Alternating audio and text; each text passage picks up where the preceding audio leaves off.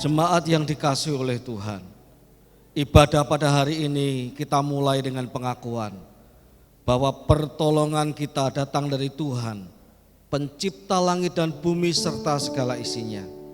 Tuhan yang tiada pernah meninggalkan perbuatan tangannya. Turunlah atas kita sekalian kasih karunia dan damai sejahtera dari Allah Bapa, Putra dan Roh Kudus di dalam ibadah pada hari ini. Kami mengucap syukur kepada Allah yang hidup, yang memberi kesempatan kepada kami untuk beribadah pada pagi hari ini.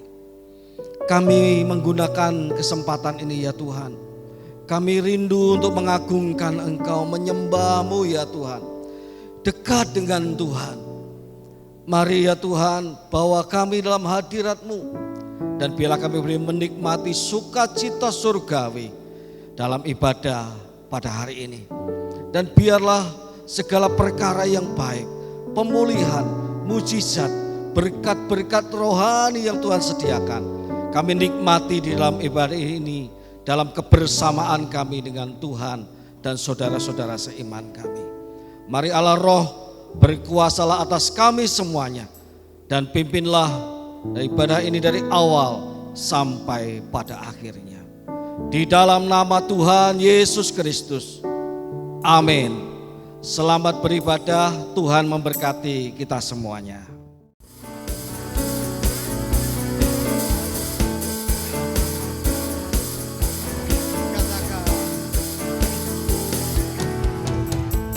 Bersyukurlah kepadanya, bawalah pujian baginya, karena Dia Raja, Dia yang perkasa. Tuhanlah kekuatanku, mazmur dan keselamatanku, Dia penolongku, yang hidupku. Kau yang berjaya, seluruh semesta sujud menyembah. Katakan, agunglah kebangkitanmu, mukjizat telah terjadi, junjung kasih anugerahmu, kekal teguh dan mulia, masyurlah perbuatanmu, kau penyelamat hidupku, kasihmu tiada tara, bertata kau Tuhan Rajaku. Semangat Bapak Ibu.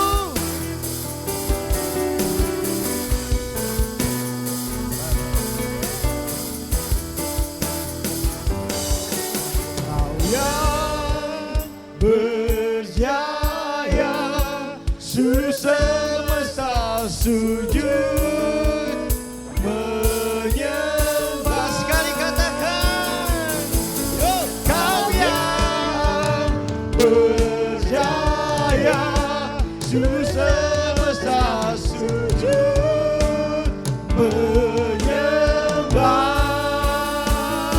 Katakan, agunglah kebangkitanmu, mukjizat telah terjadi, junjung kasih anugerahmu, kekal teguh dan mulia, masyurlah perbuatanmu, kau penyelamat hidupku, kasihmu tiada tara, bertata kau Tuhan Rajaku.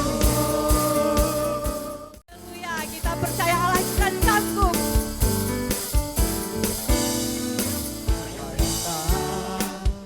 Pernah melihat mata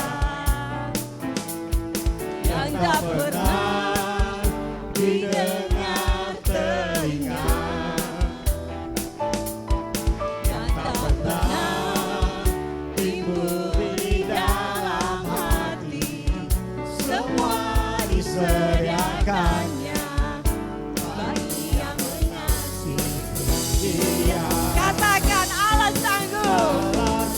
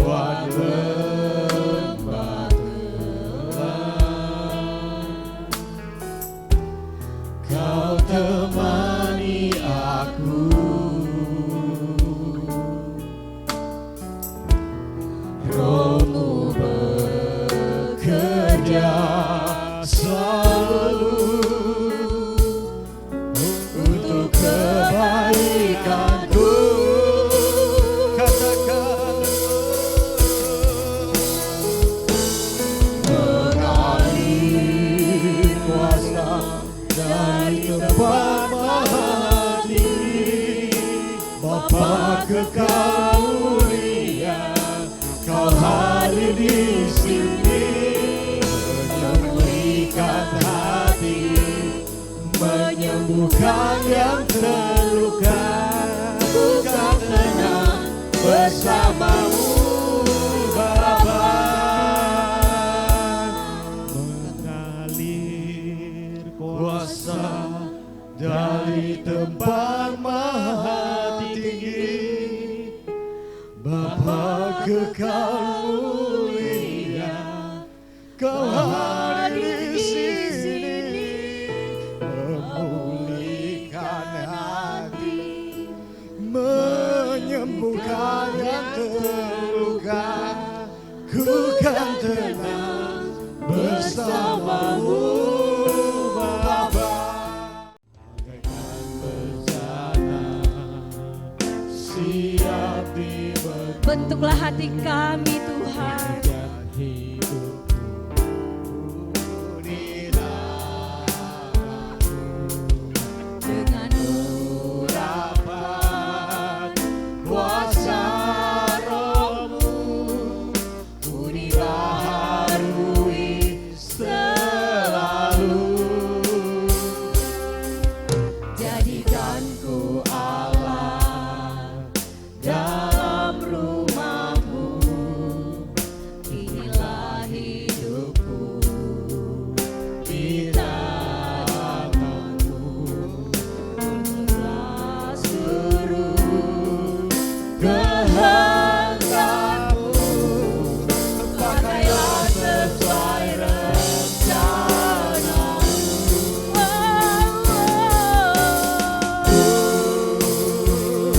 Mau seperti-Mu, Yesus, disempurnakan selalu dalam segenap jalanku, memuliakan nama-Mu. Ku mau seperti-Mu. Ku mau seperti-Mu, Yesus, sempurnakan selalu dalam segenap jalanku, memuliakan nama-Mu. Satu kerinduan kami ya Tuhan, lewat pujian ini kami naikkan, kami ungkapkan. Kami mau hidup memuliakan nama Tuhan, dan itulah kebahagiaan dalam kehidupan kami. Kalau sungguh kehidupan kami ini dibentuk semakin serupa dengan Yesus Kristus, dan dengan demikian hidup kami memuliakan nama Tuhan. Mari pada kesempatan pagi hari ini dalam ibadah kami, berfirmanlah kepada kami, bentuklah kami kembali Tuhan, semakin serupa dengan gambaran-Mu, supaya kehendak-Mu jadi dan nyata dalam kehidupan kami, memulihkan setiap hati, supaya tak ada seorang pun ya Tuhan yang hidup dengan cara-cara yang lama, tetapi semakin hari semakin diperbaharui oleh Roh Tuhan, semakin serupa dengan Yesus Kristus Tuhan kami. Mari berfirmanlah Tuhan, kami siap mendengarkannya. Di dalam nama Tuhan Yesus kami berdoa. Amin.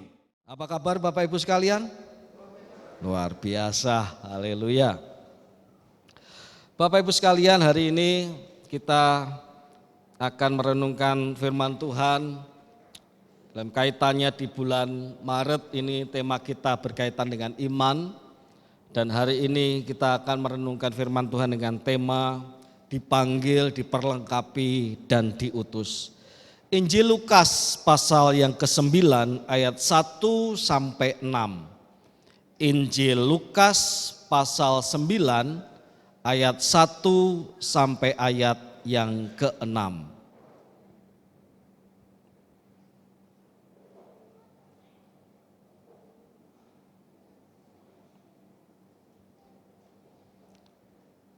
Minta tolong LCD bisa ditampilkan.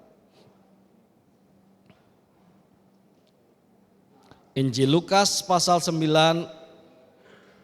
ayat 1 sampai ayat yang ke-6. Lukas 9 bukan Lukas 1. Ya. Demikian firman Tuhan. Maka Yesus memanggil ke-12 muridnya, lalu memberikan tenaga dan kuasa kepada mereka untuk menguasai setan-setan dan untuk menyembuhkan penyakit-penyakit. Dan ia mengutus mereka untuk memberitakan kerajaan Allah dan untuk menyembuhkan orang. Katanya kepada mereka, jangan membawa apa-apa dalam perjalanan. Jangan membawa tongkat atau bekal, roti atau uang, atau 2 helai baju. Dan apabila kamu sudah diterima dalam suatu rumah, tinggallah di situ sampai kamu berangkat dari situ. Dan kalau ada orang yang tidak mau menerima kamu, keluarlah dari kota mereka dan kebaskanlah debunya dari kakimu sebagai peringatan terhadap mereka. Lalu pergilah mereka dan mereka mengelilingi segala desa sambil memberitakan Injil dan menyembuhkan orang sakit di segala tempat.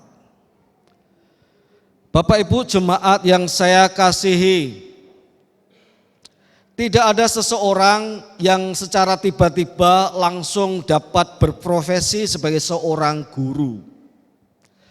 Seorang guru pastilah berasal dari seorang murid juga. Atau ia pernah menjadi murid, ia tekun menjadi murid, lalu kemudian pada saatnya ia menjadi guru. Demikianlah sebenarnya tidak ada orang yang ada selalu dalam kondisi yang sama. Setiap orang mesti berubah, meningkat dalam statusnya yang biasa-biasa menjadi status yang luar biasa. Dari orang yang statusnya diberi menjadi orang dengan status pemberi. Demikianlah juga Bapak Ibu sekalian yang dikasihi oleh Tuhan. Ketika Tuhan Yesus itu bersama dengan murid-muridnya, murid-muridnya itu telah belajar banyak dari pelayanan, ajaran, teladan Tuhan Yesus Kristus. Sebab kemanapun Tuhan Yesus pergi, di sana murid-muridnya ada dan belajar. Dan sudah saatnya murid-muridnya itu tidak hanya belajar menerima apa yang diajarkan oleh Tuhan, tetapi saatnya mereka menjadi pengajar-pengajar, pemberita-pemberita Injil Kerajaan Allah itu. Sudah saatnya mereka tidak tinggal diam sebagai murid saja, tetapi mereka keluar menjadi guru-guru Injil, pekabar-pekabar kabar baik bagi orang-orang lain. Bapak Ibu, tentu Tuhan mengutus mereka tidak dalam suasana yang kosong. Ketika Tuhan Yesus berkeliling di Galilea dalam pelayanannya, setelah ia dibaptis dan mengalami pencobaan 40 hari di padang gurun, saat itu juga Tuhan mulai memberitakan kabar baik, mengadakan mujizat-mujizat yang menyatakan Allah berkuasa atas segala anasir-anasir kuasa-kuasa lain. Lalu timbullah dalam pelayanan Tuhan Yesus itu setidaknya 3 golongan. Golongan pertama itu adalah orang-orang yang sudah pasti menentang atau tidak suka, menolak berita Injil, berita kerajaan Allah. Mereka ini diwakili oleh orang-orang Farisi, orang-orang Saduki, para ahli Taurat. Namun juga ada orang-orang yang menerima pekabaran Tuhan Yesus itu. Orang-orang ini diwakili oleh para murid, 12 murid itu tentunya. tetapi juga ada murid-murid lain termasuk kaum perempuan. Yang kalau kita baca pada pasal yang sebelumnya dari pasal 9 ini, bagaimana ada 3 perempuan yang melayani Tuhan, yaitu Maria Magdalena, Yohana istri Kusa, bendahara Herodes, dan juga Susana. Mereka melayani Tuhan dengan keuangan mereka. Jadi ada 3, yang satu itu adalah orang yang menolak, yang satu adalah orang yang menerima berita Tuhan. Nah, tinggal di area abu-abu ini. Ada area abu-abu. Area abu-abu itu diisi oleh orang-orang yang masih ragu-ragu dengan berita Injil, Bapak Ibu sekalian. Aduh, orang-orang ini masih menimbang-nimbang. Aduh, kalau aku ikut Tuhan, wah, nanti jangan-jangan aku enggak lagi punya status sosial atau dihormati seperti saat ini. Orang ini ada dalam ragu-ragu. Aduh, kalau aku ikut Tuhan nanti aku dibenci ya. Ya itu lihat itu para pengikut Tuhan itu dibenci oleh ahli-ahli Taurat. Padahal mereka itu punya pengaruh besar loh di masyarakat. Aduh, aku masih ragu-ragu tuh ikut Tuhan. Duh, kalau aku ikut Tuhan, bagaimana dengan berhala-berhalaku? Kan keluargaku ini penyembah-penyembah berhala. Nanti jangan-jangan patung-patung sesembahan leluhurku itu akan marah. Ada golongan abu-abu Bapak Ibu, yaitu orang-orang yang ingin menerima tetapi juga tidak sanggup menerima berita Injil itu karena ada halangan-halangan yang masih mengganggu hati dan pikiran mereka. Kepada orang-orang inilah Tuhan Yesus berkata kepada murid-muridnya, saatnya engkau lihat ada orang yang menolak, engkau lihat ada orang yang menerima aku, engkau lihat ada mereka yang masih ragu-ragu.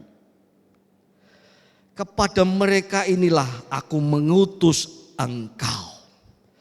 Kepada mereka inilah aku memanggil engkau, aku memperlengkapi engkau, aku mengutus engkau murid-muridku sekalian. Bapak Ibu sekalian yang dikasihi oleh Tuhan, bukankah di dalam kehidupan kita menjadi orang-orang percaya kita adalah sebagian, dalam keluarga kita mungkin ada yang bercerita, ada yang bersaksi, saya dulu Pak bukan orang percaya, saya dari latar belakang yang lama. Tetapi puji Tuhan Pak, sejak saya menerima Tuhan, orang tua saya ikut Tuhan, percaya pada Tuhan. Kakak-kakak saya, adik-adik saya sekarang sudah lengkap Pak, semua orang percaya, puji Tuhan. Tapi ada juga punya cerita Bapak Ibu sekalian. Sejak saya ikut Tuhan Pak, dulu saya bukan orang percaya. Tetapi sejak saya percaya Tuhan, saya masih punya orang tua yang belum percaya Tuhan. Saya masih punya orang tua yang masih ragu-ragu untuk terima Tuhan.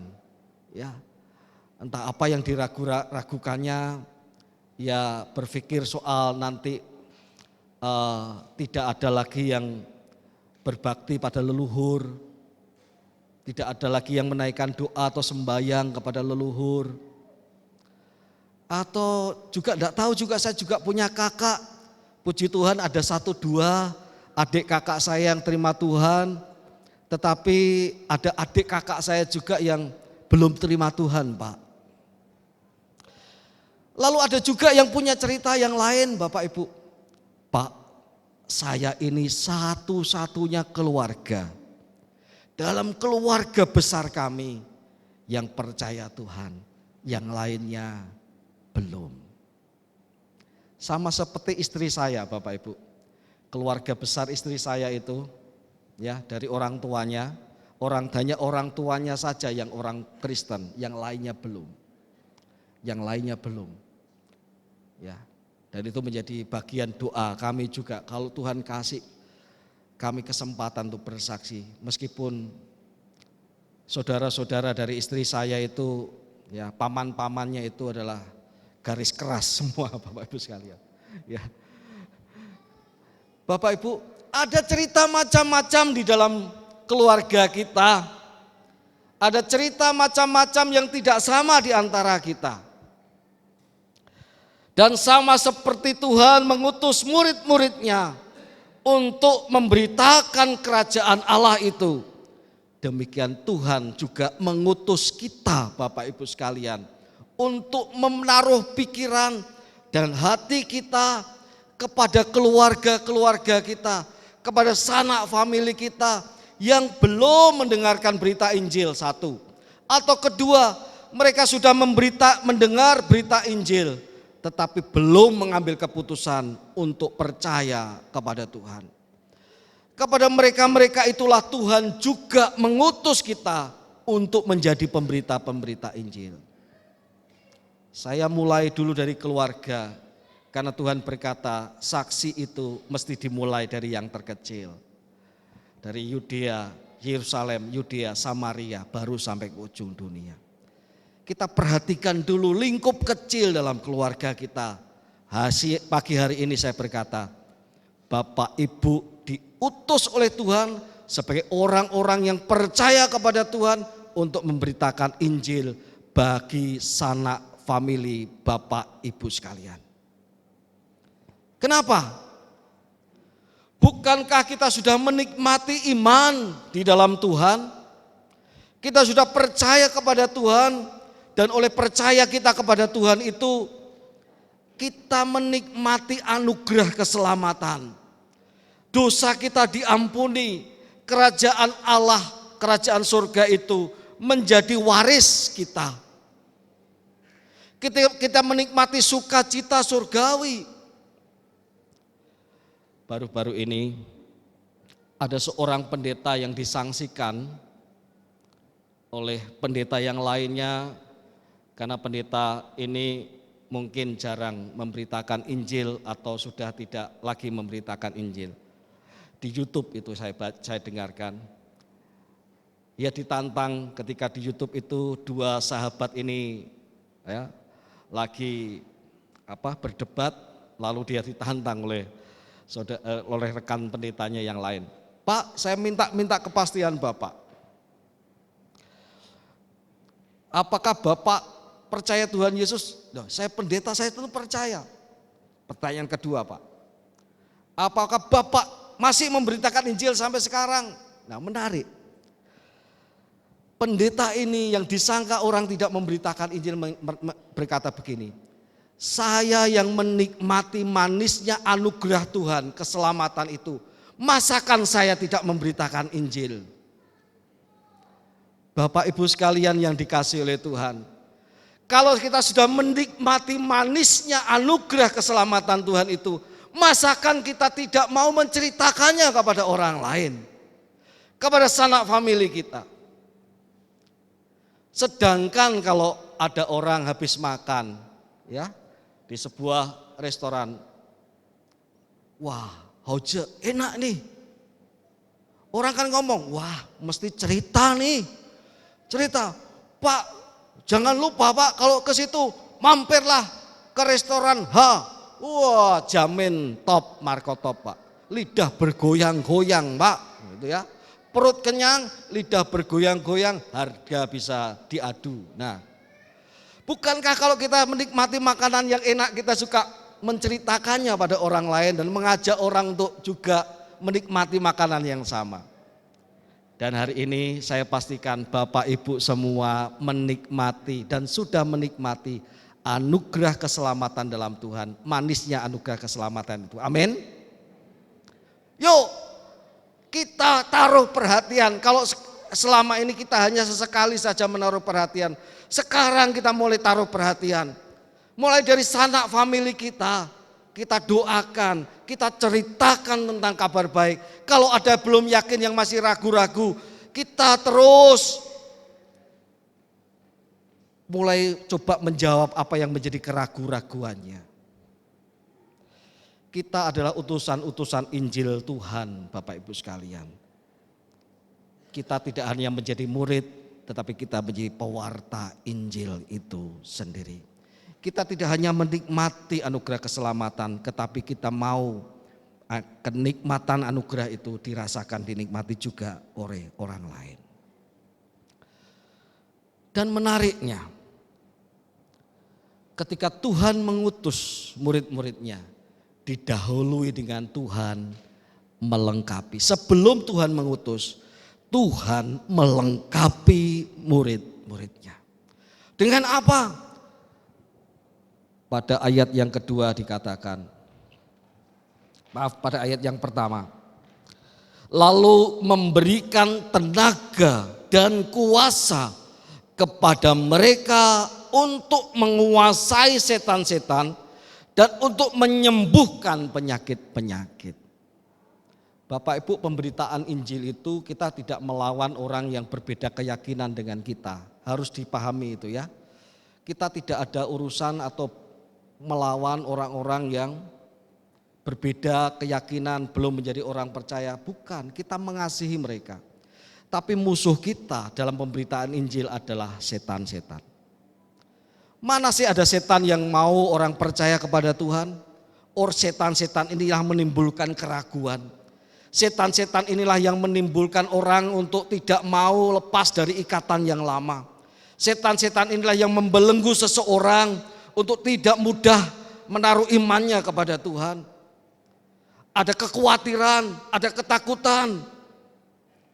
Maka Tuhan berkata, Tuhan ketika mengutus murid-muridnya, Ia memperlengkapi mereka dengan tenaga dan kuasa untuk menguasai setan-setan.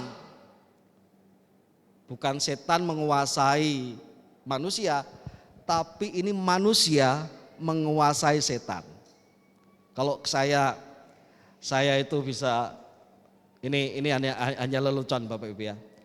Kalau orang itu dirasuki setan-setan ya, orang itu dirasuki setan-setan, artinya kalau orang dirasuki setan, orang itu akan melakukan apa yang menjadi kehendak dari setan itu ya.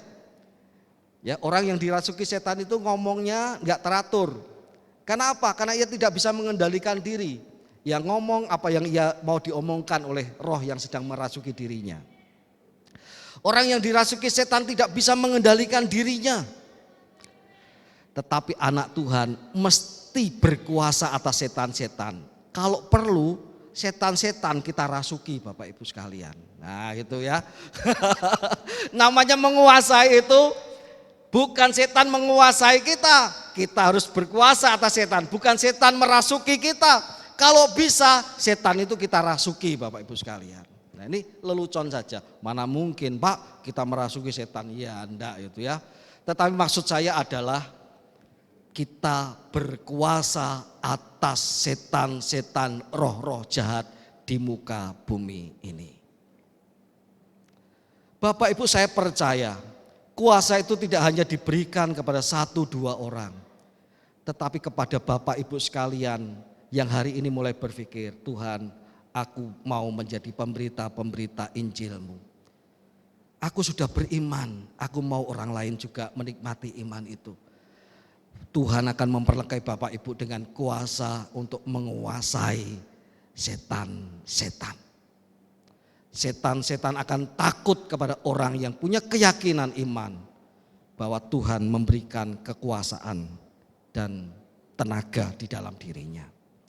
Yang kedua, menyembuhkan orang-orang sakit, menyembuhkan penyakit-penyakit. Saya bersyukur, saya merasa sampai sekarang ini, tidak tahu ke depan ya, Pak Andreas Lonardi dalam rapat majelis ya, Pak Penatua kita berdoalah supaya hamba Tuhan kita diberi karunia mujizat untuk kesembuhan gitu ya. Puji Tuhan kalau ada ya. Kita siap terima karunia itu. Tetapi sampai sekarang saya bukan berarti belum sungguh-sungguh mempunyai karunia untuk kesembuhan itu. Tapi bukan berarti pengalaman kesembuhan itu tidak terjadi. Bahkan di luar nalar saya itu terjadi di mata saya sendiri. Di luar ada pengalaman-pengalaman mujizat yang terjadi dalam pelayanan saya, dalam pelayanan pendeta-pendeta. Saya pernah mendengar cerita Bu Nancy itu waktu doa malam tiba-tiba harus ke kamar mandi dan di sana. Betul ya Bu Nancy ya? Itu pengalaman mujizat itu. Itu pengalaman kuasa Tuhan yang bekerja. Jadi di gereja ini pun tetap ada pengalaman mujizat Tuhan Bapak Ibu sekalian. Karena apa? Karena di gereja ini ada anak-anak Tuhan, ada orang-orang percaya yang punya hati dipakai oleh Tuhan untuk mengabarkan kabar baik itu. Dan Tuhan pasti memperlengkapi kita dengan kuasa untuk memberikan mujizat, kuasa untuk mengadakan mujizat, bukan dengan kekuatan kita, tetapi semata-mata datangnya dari Tuhan. Datangnya dari Tuhan. Tuhan yang memberi, kita ini hanya sarana saja yang Tuhan berikan untuk melakukan itu. Maka jangan pernah ragu untuk berdoa kepada seseorang, mengusir setan dan berdoa untuk kesembuhan mereka. Ya.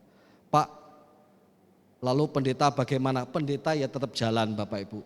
Tetapi jangan pernah, wah saya ini nanti dipakai Tuhan atau enggak. Yuk belajar melakukan itu.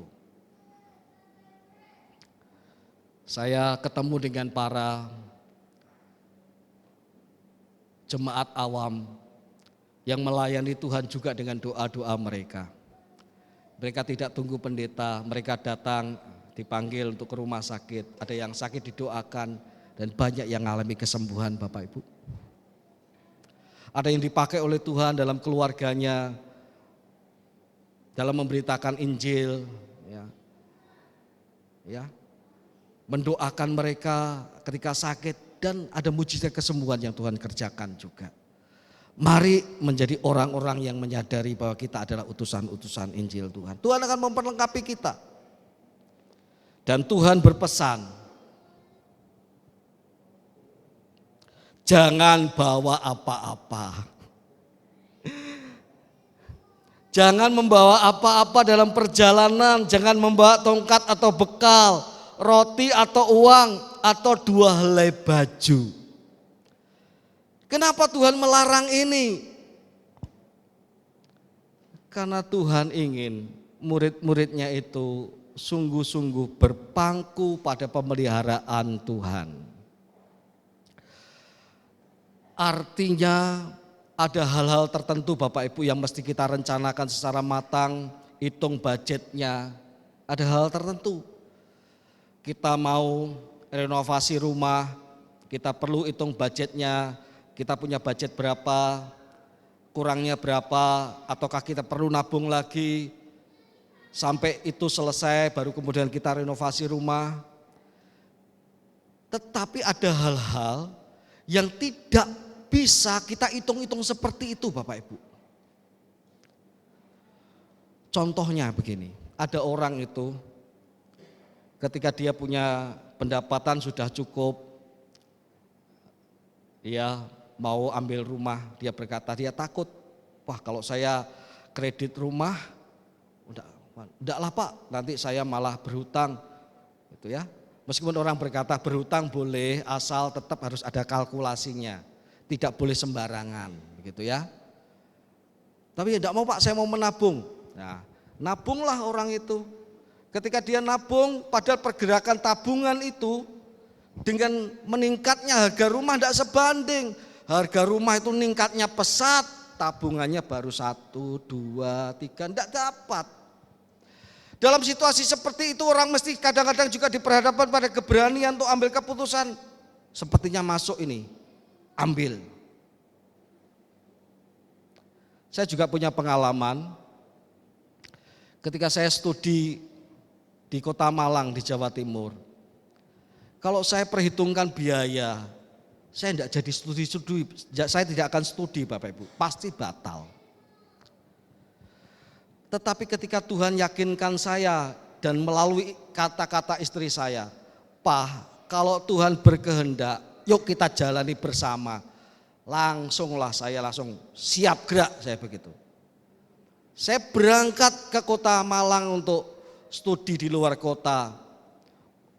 ketika saya diterima di sebuah sekolah. Tak punya uang Bapak Ibu. Tetapi karena saya yakin Tuhan yang suruh dan saya diyakinkan juga oleh istri saya, kita berangkat. Dan Tuhan sediakan semuanya. Mengandalkan Tuhan dalam arti hal ini. Jadi dalam pemberitaan Injil kita tidak boleh dimotivasi untuk kepentingan diri sendiri. Tidak boleh dimotivasi untuk segala sesuatu mesti tersedia baru kemudian kita melangkah. Tidak. Apa yang bisa ada, apa yang sudah ada kita manfaatkan. Apa yang belum kita andalkan Tuhan supaya melaluinya kita tahu Allah memelihara kehidupan kita. Murid-murid dipelihara Tuhan dari mana? Yaitu dari setiap jiwa yang dimenangkan oleh Tuhan. Oleh sebab itu dikatakan kalau ada orang yang menerima engkau, menerima berita Injil itu, menerima perkataanmu itu, tinggallah di sana. Artinya apa? Hiduplah bersama-sama dengan mereka, hidupmu juga dipelihara oleh jemaat itu, hidupmu juga dicukupi oleh jemaat itu. Bukan membuat engkau kaya, tapi engkau dicukupi dalam pemberitaan Injil itu. Bukankah Tuhan sendiri melalui mulut Rasul Paulus dalam 1 Korintus pasal 9 ayat 14 berkata, adalah kehendak Tuhan pemberita Injil itu hidup dari berita Injilnya. Itu pemeliharaan Tuhan. Kalau hari ini ada saya, ada Pak Teddy, ada Pak Lukas, ada Bu Nancy, ada Pak Simin, kami dipelihara oleh jemaat Tuhan, bukan untuk memperkaya kami, tetapi ini wujud pemeliharaan Tuhan dalam kehidupan kami. Bapak Ibu sekalian yang dikasihi oleh Tuhan, oleh karena itu Bapak Ibu dalam memberitakan Injil, satu hal, intinya adalah andalkan Tuhan. Jangan terlalu banyak perhitungan, jangan terlalu banyak, ya perhitungan boleh, tapi jangan terlalu banyak perhitungan. Nanti jangan-jangan orangnya nanti jangan-jangan begitu Bapak Ibu diyakinkan, sampaikan itu dengan bahasa yang santun tentunya. Jadi lakukanlah dengan jangan batasi diri Bapak Ibu, aduh aku enggak pandai ini, enggak pandai itu. Apa yang Bapak Ibu bisa lakukan dan sampaikan, lakukanlah itu dalam pemberitaan Injil. Saya percaya hari ini kita punya 2 pos PI ya Bapak Ibu. Pos PI Siantan yang sedang bergumul dengan pembelian tanah. Juga ada pos PI Sungai Raya Dalam Ujung yang sedang dirintis, kita rintis melalui hambanya Pak Teddy. Ya mesti semua berangkat dari keberanian untuk melangkah mengikuti apa yang Tuhan mau. Tidak hitung-hitung semuanya cukup baru melangkah. Melangkah dulu, lakukan dulu pemberitaan Injil. Selebihnya Tuhan akan cukupkan.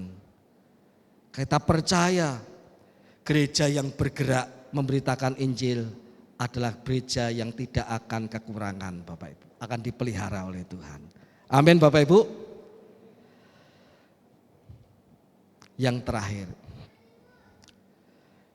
Ini ada sesuatu dalam ayat ini yang sepertinya agak tidak enak. Kalau ada orang yang menolak berita Injil itu, tidak menerima kamu, keluarlah dari kota mereka dan kebaskan debu dari kakimu sebagai peringatan terhadap mereka. Wah. Ini sepertinya mengobarkan kebencian, mengobarkan perang. Apakah seperti itu? Bapak Ibu, apa yang diperintahkan Tuhan diambil dari sebuah tradisi Yahudi. Kalau orang Yahudi itu berjalan, dan dalam perjalanannya itu mau tidak mau ia melewati daerah orang kafir, daerah orang yang tidak percaya. Ketika ia akan masuk kembali ke daerah orang Israel, nah misalnya ini batasnya ini ya, ini batas daerah kafir, ini batas orang Israel.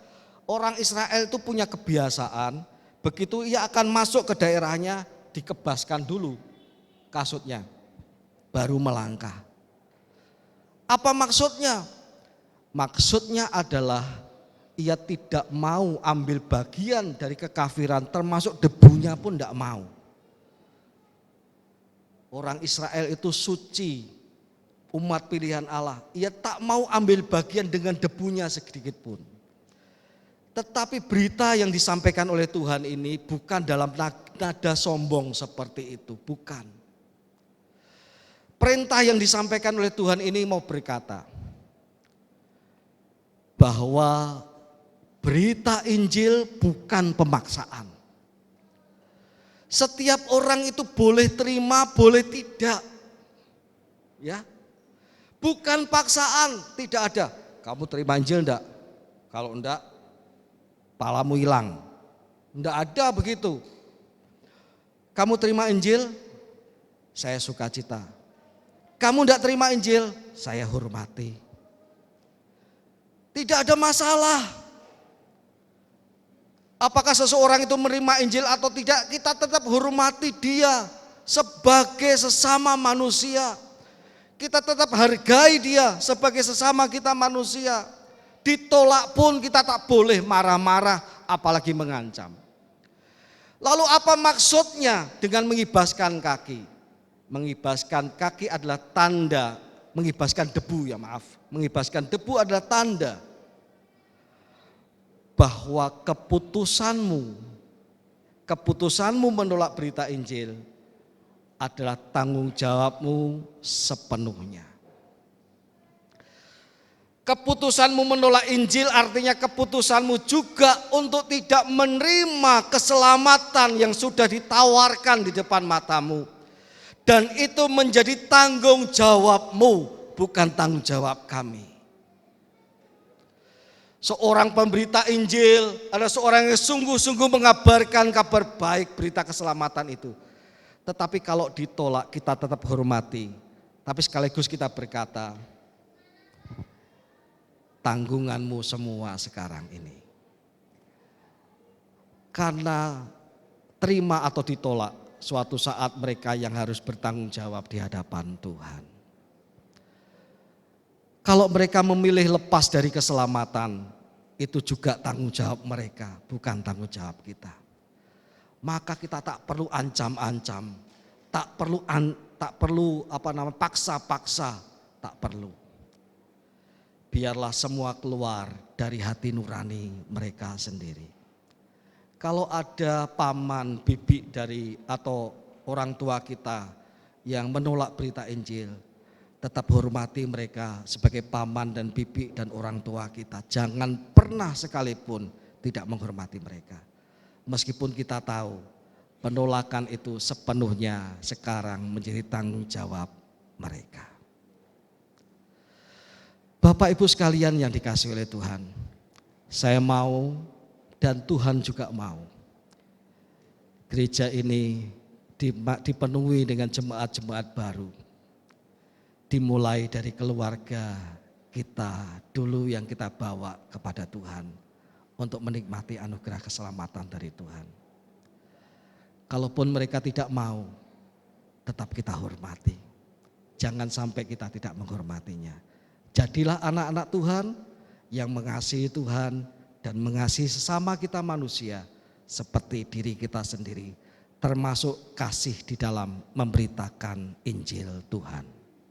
Tuhan memberkati kita semua.